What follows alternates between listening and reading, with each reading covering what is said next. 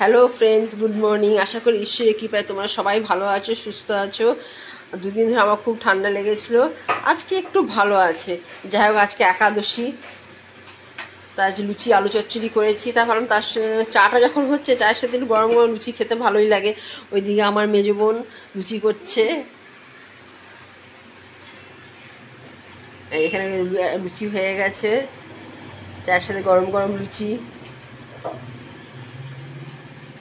আচ্ছা, এখানেই রাখছি। তোমার সবাই ভালো থেকো, পরে আবার দেখা হবে, কথা হবে।